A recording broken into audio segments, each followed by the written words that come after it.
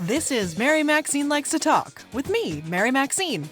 This is a series dedicated to talking about all the different fun facts that I find fun, factual, and that I like to talk about. This episode does not contain coarse language.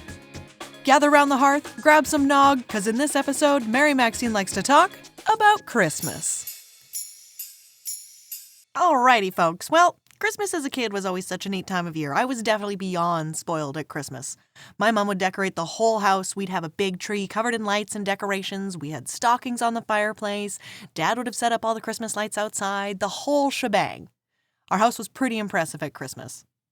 On Christmas Day, my sister and I would have to wait at the top of the stairs until Mom and Dad had their coffees and were ready for us to open our gifts and lose our minds.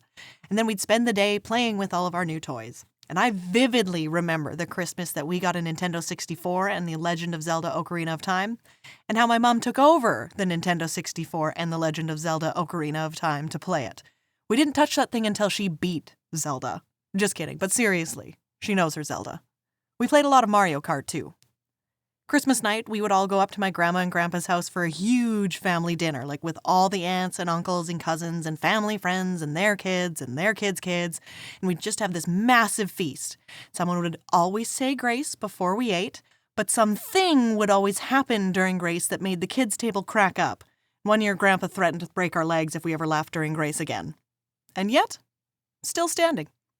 After dinner, we'd go caroling around the neighborhood, and I remember one time, though, we came back from caroling, and the house was full of smoke. Apparently, one of the candles burned down, caught its festive little decoration on fire, which then spread to the tablecloth. Good times. What's Christmas without a small fire? We also had that one aunt who would sneak the older kids what we called her special blend. It was a rite of passage to get a glass of the blend. I think it was just cranberry juice and some vodka. Excuse me. I think it was just vodka and some cranberry juice. Anywho, on to some facts. Christmas is on December 25th, celebrating the birth of Jesus. However, there is no mention of December 25th in the Bible, and most historians believe he was born in the spring, though the actual date is lost to history. Some historians say December 25th and Christmas coincide with a pagan festival that honored the agricultural god Saturn by celebrating, partying, and giving gifts. The Santa Claus we know was first drawn in 1862 by political cartoonist Thomas Nast. Back then, Santa was a small, elf-like fella who supported the Union. And it was Nast who first colored Santa's outfit red, not Coca-Cola, though Coca-Cola has been using Santa Claus in advertising since the 1920s. Fred Mitzen is the artist who first drew Santa drinking a bottle of Coke. To visit every home on Christmas Eve, Santa would have to travel 3,000 times the speed of sound. I don't think he'd have a beard after that. The real St. Nicholas is the patron saint of sailors, merchants, archers, repentant thieves, children, brewers, pawnbrokers, unmarried people, and students. The story of Rudolph the Red-Nosed Reindeer was created by Robert L. May for Montgomery Ward department stores in Chicago. It was a promotional gimmick. Christmas trees go all the way back to ancient Egypt and ancient Rome. They would decorate evergreen trees to remind them that spring would return. So in ancient Egypt, it was spring is coming.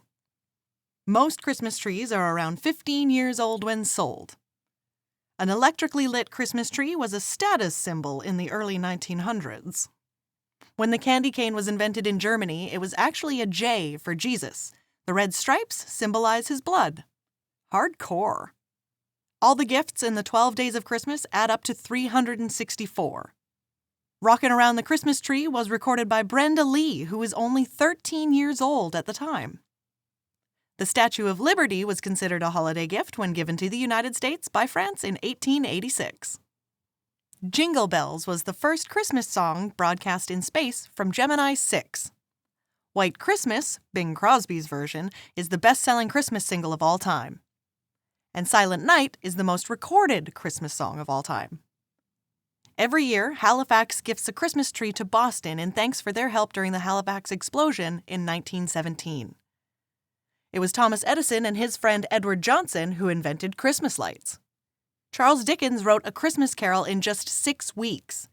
I don't even fold my laundry within 6 weeks.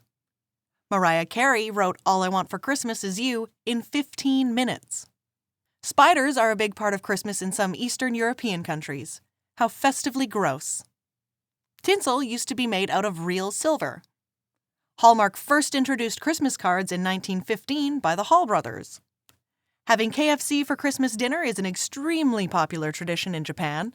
And finally, Santa's address is in Canada, and his postal code is HOHOHO. Alrighty, folks, that's all for Mary Maxine Likes to Talk about Christmas. What's your favorite or least favorite part about the holidays?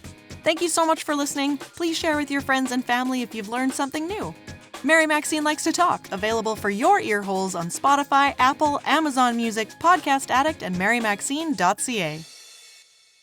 Thanks again, and remember, folks, safety first. Happy holidays!